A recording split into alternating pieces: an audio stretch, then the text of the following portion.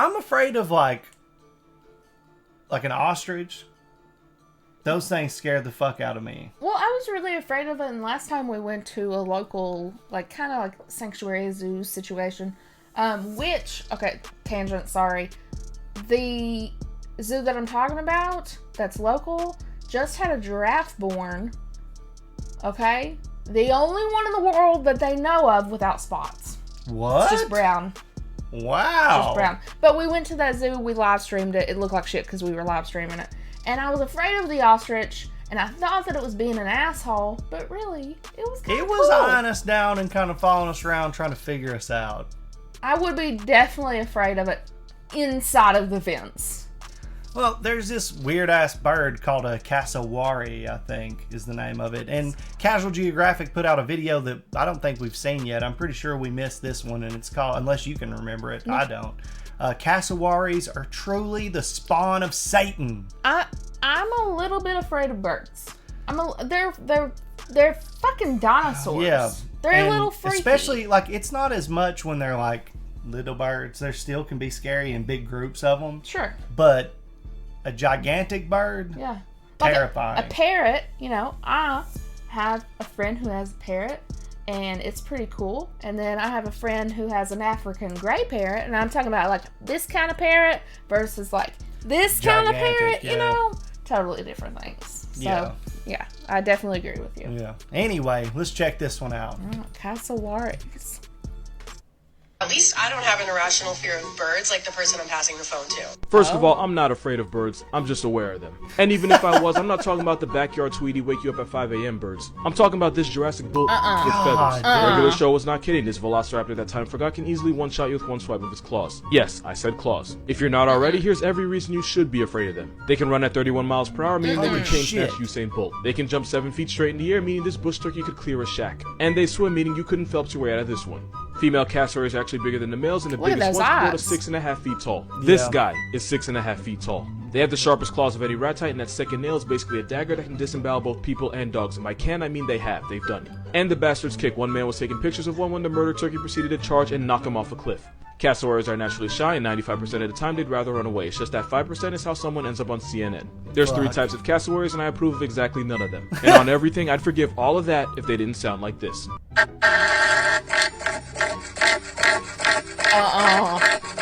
Oh no. I don't even have a fear of birds. I just have a fear of getting my throat split open by an overgrown homicidal jungle goose that sounds like a Toyota on life support and indigestion. At the end of the day, when it comes to animals, I only have one rule.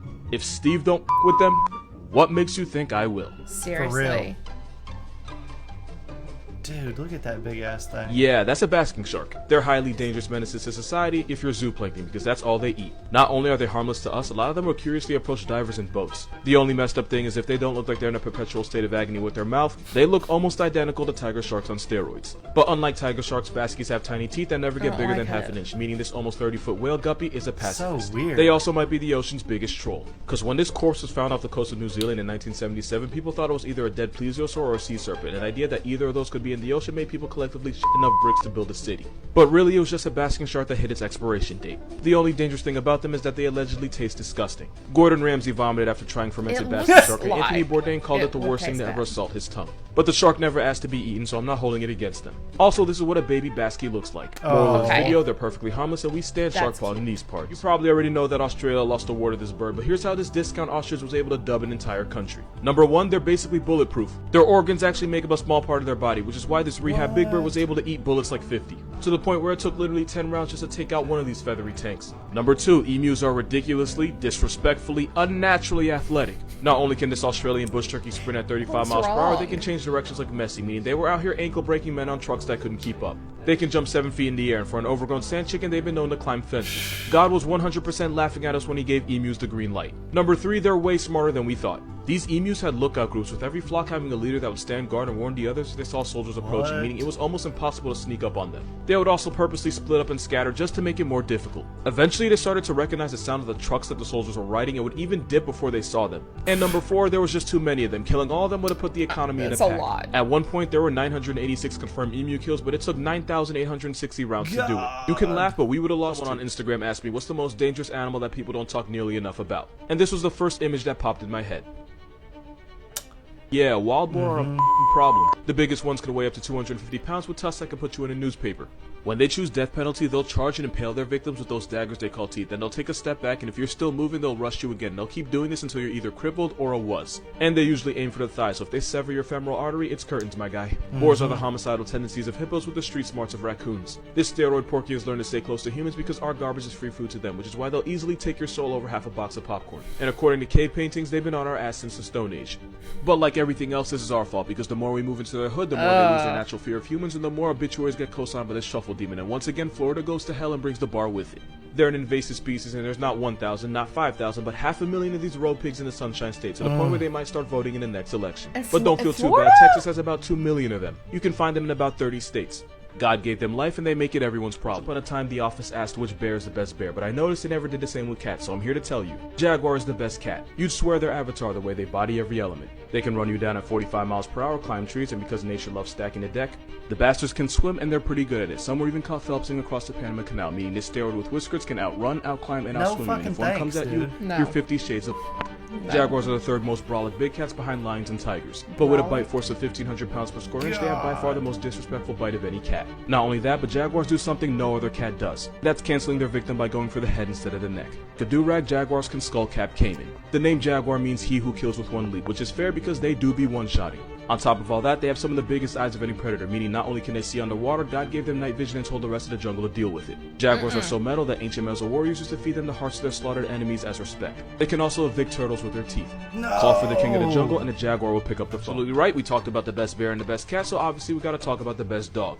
African wild dogs are a cell block D menace to society. Even though they share a zip code with lions, hyenas, and crocodiles, this homicide pup has one of the most disrespectful KD ratios of any African animal. These dogs have a kill percentage of 80%, meaning every time you go out to hunt, there's an 8 out of 10 chance somebody's life subscription's getting canceled. They're about the same size as the average pet dog, but there's one terrifying fact about them. They never get tired.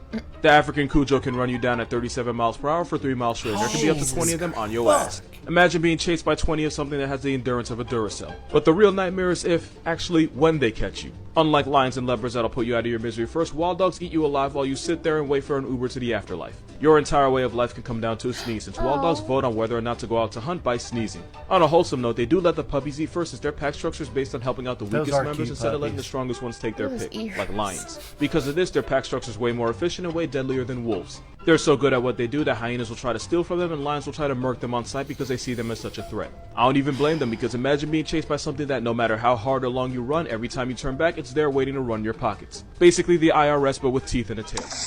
Hey, crazy. Oh my god. Hey, you are so happy today. Yes, you are. Oh, you're a good girl. Popcorn's been having fun.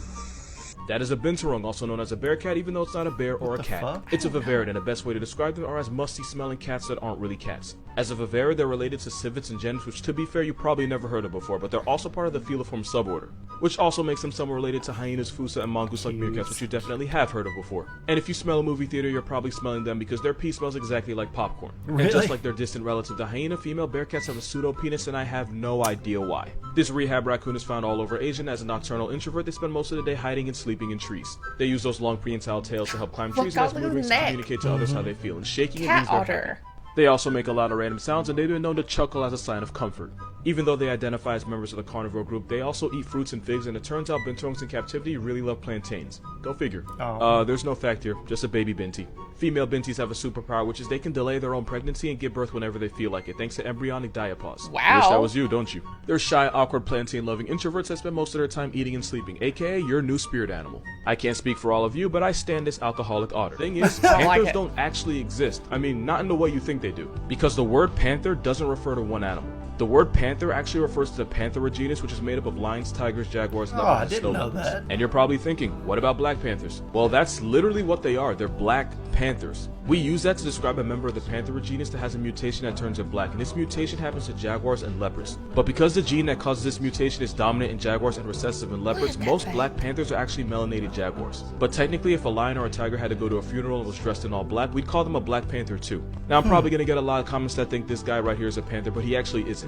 Mountain lions are actually more related to smaller cats like your pet than they are to lions, tigers, and leopards. And in case somebody brings up the Florida panther, that's really just a cougar that got misnamed. Moral of this video, panthers are like Santa and black men that cheat. They simply do not exist. Here are some things you can do in Australia that you simply can't do anywhere else. Number 1, you can meet Pikachu. Oh my This is a yellow God. brush-tailed possum. They're one of the most widespread marsupials in Australia, So so cute. widespread that sometimes they break into people's homes. And getting Kool-Aid Man by a living Pokemon is definitely something you need in your life. Number 2, you can watch a blue penguin parade. The blue penguin is the smallest of its kind, and if you're on Phillip Island at the right time, you can watch hordes of them emerge from the sea and waddle single file like children towards their nesting sites. Like, you can actually sit and watch them waddle past you. Oh my And if you can God. sit here and tell me this doesn't make you smile, either you sold your soul or you just weren't born with one to begin with. Number 3, you can meet a patamelon. It's basically the kangaroo's smaller, less clouded cousin. And like roos and wallabies, they get to where they gotta go by hopping. They're just really cute about it. Number 4, you can witness Video. Aurora Australis, aka the Southern Lights. It's the result of a disturbance in the magnetosphere caused by There solar are wind, which causes Southern particles to Lights? release color as they become ionized. In I simple didn't know terms, that. it's nature on LSD. And number 5, of course, you can meet the world's happiest animal. Technically found off the coast of Australia on islands like Rottnest, but it still counts. They smile to cool off, and they've lost their fear of humans, which is why this exists. In Quokka we trust. Listen here, I'm about to tell you 5 things you did not know about the octopus.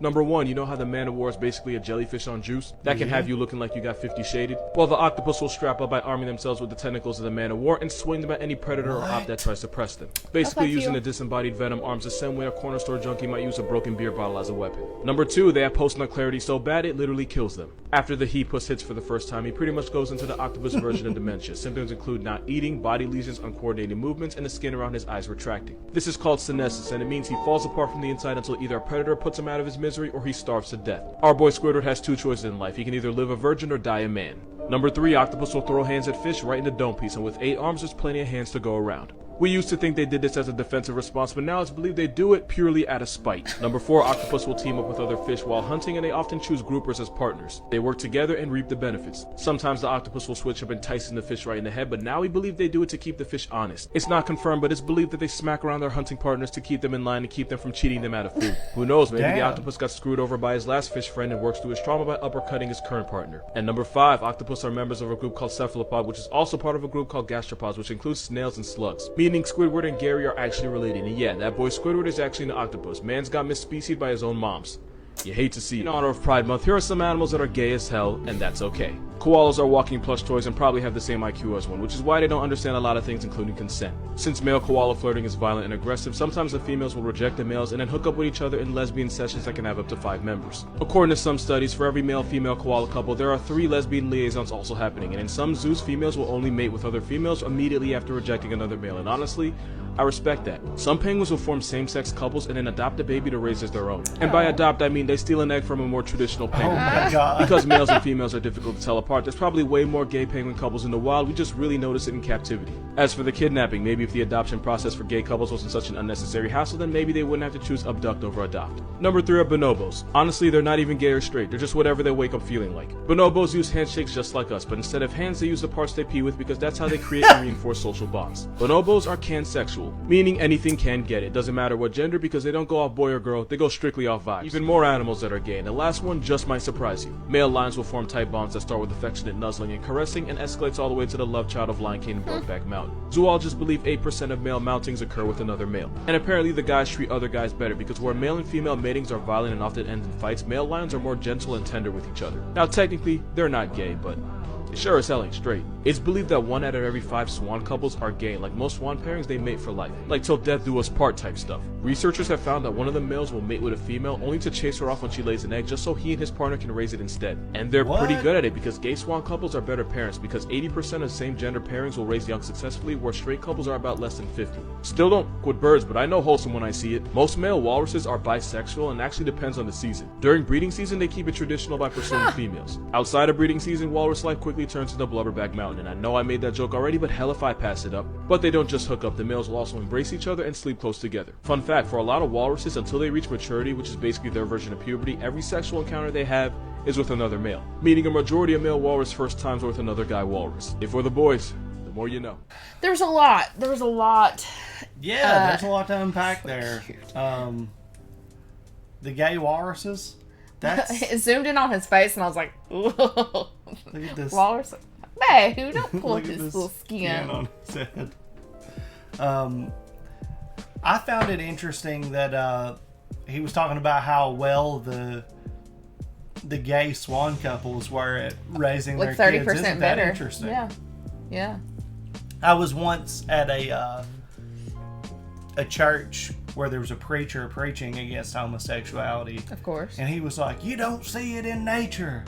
You don't see Literally. And I'm like, dude, now that I think of it, I just saw 2 dogs that were boys banging it out in town like a couple days ago. I was like, should I say something? Well, Nah. yeah. Well, me back then, I would walk up to somebody after a church sermon and be like, I don't know about that. Oh, really? Are you sure about that? Yeah. Yeah, I used to do that quite often. And then they would just sit there and tell you how they were right. Well, you see, blah, blah, blah, blah, blah. Yeah. And I'm like, Yeah, you don't see it in nature. Like, okay. Yeah, that was never a problem for me to call preachers out on their shit when they were just being crazy. Yeah. But I thought maybe the dogs banging is not what I should bring up to him. But I was just like, I don't think he's right about that. No, absolutely not. But yeah, it's interesting to also learn about the Black Panther thing. I didn't fucking know So that. if a lion is black, it's technically a Black Panther. Yeah, because Panther I is like get all of it, them. but like it feels really wrong. It feels wrong. There was the octopus that throws the man of war jellyfish. That is That's upgrade terrifying. central. Yeah, also, dude. how does it not get hurt? Like, what was the bad guy in Iron Man 3? Oh yeah, was Mickey it the, Rourke? Yeah, was it the third one? I thought that was the second one. Or was it the Because second I don't one? think I watched the third one. Yeah, yeah. Mickey Rourke. I can't remember what his character's name was. But that's what that reminded me of. Yeah, you're not wrong. Just out there.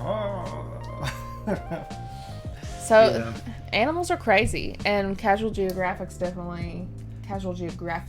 breaks it down, and it's really informative and interesting and funny, and Absolutely. I really like his content. And he's gotten so much better.